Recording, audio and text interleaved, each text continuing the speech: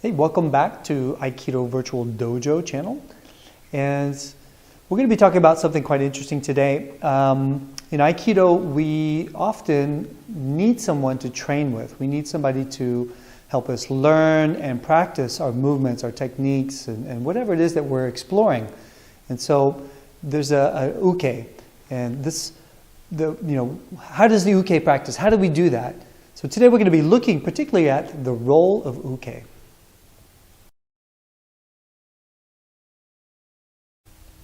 So let's start with a very basic role of the uke.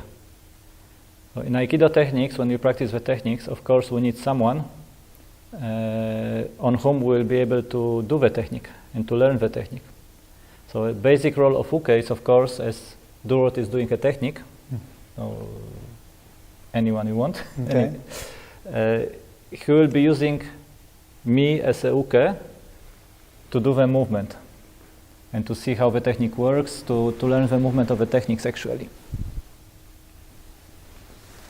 So this would be the very basic level, but of course there are many, many more levels in the practice of uke. Yeah, I think, when we begin to practice, the part of the role of uke obviously is to give energy to the attack. We want to have somebody there who's going to, give us a certain amount of quality of energy, so that it's not a dead uke. Somebody's not just hanging out, waiting for us to finish a technique, and they're not trying to just power us over. So just somebody to give us the energy that we can actually practice with. It's not about trying to do too much or too little. So we need an alive uke. Right? Dead uke, I can do whatever I want. It doesn't really matter, right? Powering uke, I can't practice at all. And just an alive uke where I need to be here. I can feel him. Now I've got something to work with. So I've got the grab, the attack, I've got a body to work with, and I can feel things more. So I can learn better. Another aspect of being an uke is, of course, learning as well. You're not only being the person to be thrown around, but actually by feeling on your own body how the technique works, you are also learning to do the technique, how to do the technique. So if I will be maybe doing this technique this time. Okay. So if I take any technique, let's say an ikkyo, as I move here, for example, Durward can feel how I connect to his center line and get his balance. So next time when he will be doing the technique, he will know that actually this connection here needs to be an engaged and alive connection. It's not just punching to the face without anything, right? So as uke, even if the technique is applied on me, I am actually also learning how to do the technique, because I can feel on my own how the technique works. Yeah, and there's another aspect to that too, where the uke is kind of, in a sense, giving some feedback. And this can be a very tricky situation. When I say feedback, as an uke, if he's doing the same technique in ikkyo, and if he's not really catching me in the technique or something like that, he might feel it a little bit. He might feel it because it doesn't quite get me. So that's the feedback there. It's an instant feedback because he can feel that it's not happening. So it's different than if I try and resist him, like, no, you didn't get it. And that's a different thing. That's practicing something different. And that's, in a way, a really kind of, sometimes it can be considered a high-level way of training because it demands a different way of doing the technique. So if I resist him here, he's going to have to do something else. So that's going to have to work into some other form of practice. So we're not really talking about the feedback of that. And I'm not talking about the feedback saying, oh, no, you didn't do that right. And so give him a critique every time he takes a step. That's also a different thing. So the feedback I'm talking about here is that as I'm giving him a good energy and he's doing the technique, that he gets a chance to feel if it's actually kind of working or not. If it's not quite getting my center line, then the feedback is pretty clear. Right? If he's getting my center line, then he'll just see it reflected in my ukemi. So I can feel it. I know it's happening. And yeah, he's got it. So he gets the feedback. Just maybe to add a little bit on top of this, it's as you said, if I'm doing a technique and Durward is just blocking the technique and I can do it, I will definitely go for something different, right? I will change, but this will change the practice.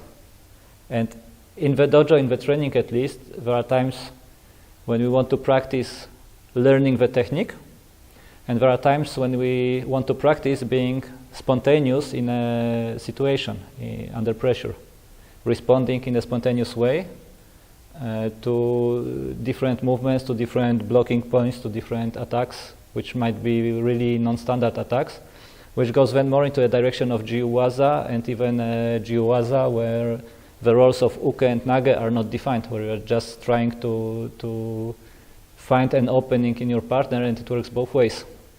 You know, and in that sense too, there's a practice in Aikido called kaishiwaza. And this is being able to reverse techniques. And this is really quite an advanced practice, maybe not shown to everybody or maybe not practiced really by everybody, but there's an advantage in some ways to uke just being in a feeling process or just kind of in a sense listening to the person doing the technique. So, you know, for example, if we're doing a technique where maybe Marcin is doing an ikkyo and I'm feeling it, and so if I'm doing a regular technique, I can let him do it, but if I'm doing a kaishiwaza, then I can learn how to take what he's doing and change it to something else. So as an attacker, I could kind of continue the technique that he's doing and kind of bring it back to me, and I could do a technique. Anyway, this is a very advanced form of Aikido, so, but it is helpful to practice your ukemi in this way to lead into kaishiwaza. And then when we get to the practice of kaishiwaza, it links also in a way you can go in even more advanced, as I was saying a little bit before already, mentioning. We can go into the jiu-waza without defined roles, which is almost like a freestyle, looking for an opening in the partner and trying not to open yourself without defined roles, without knowing who is attacking, who is defending, because in a real situation, yeah, the first attack is an attack, but from this attack, everything which goes on, it's not defined. Who is attacking, who is defending, who is punching, who is blocking. It just goes on naturally. And then in Aikido, on the advanced level, what we want to practice is to get this creativity for a spontaneous movement when we don't have a situation with a defined attack, defined technique, and so on.